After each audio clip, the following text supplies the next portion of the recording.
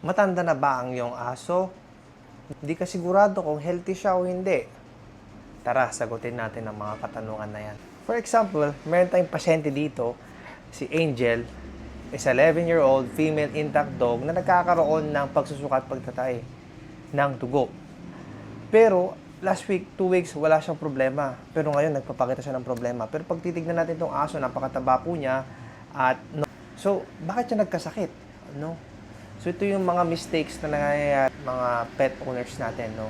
So, kailangan natin i-pa-screen yearly pag ang aso natin ay nasa geriatric stage na, which is around 8 to 10 years pataas.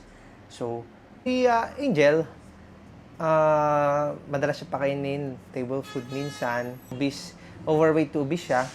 And walang maintenance, hindi na i-screen. So, may bukol a year ago na nagpakita sa inguinal area niya na hindi napansin. At ngayon, nagtatamlay siya ng 3 araw.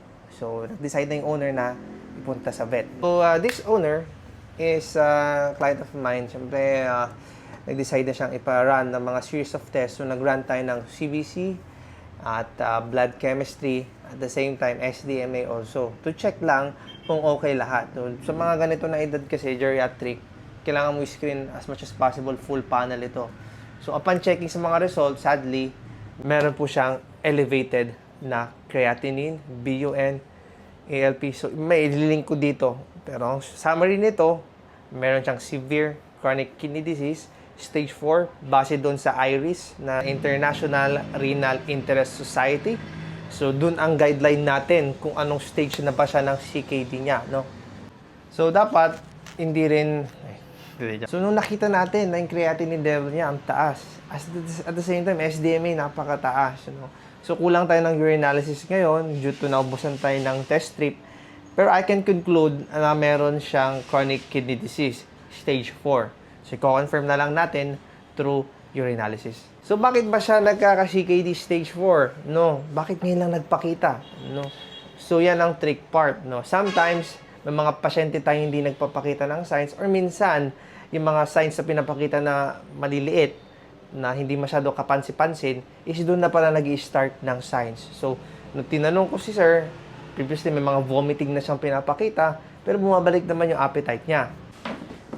So, pag ganitong result, anong gagawin natin, Doc? So, ang gagawin natin dito is, kailangan natin i-communicate properly. Kailangan nating i-directa na in a gentle way para hindi naman mabigla. Pero syempre, wala tayong dapat i-sugarcoat dito. Kumbaga dapat direct to the point tayo kasi ayaw natin magbigay ng mga false hope sa mga kliyente natin. So, after several minutes na dinidiscuss ko yung result, no, nag-decide ako na bigyan siya ng decision. So pag mga ganito kasi terminally ill, there's also nasa criteria na rin po kasi siya ng euthanasia, which is yung mercy killing na sinasabi nila, no? Option out muna naman si sir at proceed muna tayo sa treatment plan niya for today. So, anong treatment plan, Doc, na ibibigay natin? So, usually, ang binibigay lang natin dito is supportive care, symptomatic treatment, and syempre, try natin i-manage din yung kanyang creatinine levels, BUN. And for now, ito muna. IV meds, broad spectrum antibiotics, antacid. Kung kailangan niya ng anti-emesis para hindi magsuka, bibigyan din natin. Pero ang pinakamahalaga na gagawin natin ngayon at si Sir na may-ari kay Angel is ang tinatawag nating TLC. Ano yun? Tender Love and Care. So, yun ang key na kailangan na ibigay natin. So, ayun lang. So, please, if you want some more sa mga videos na to, hit the like button and share nyo na rin at subscribe. See you next video, guys.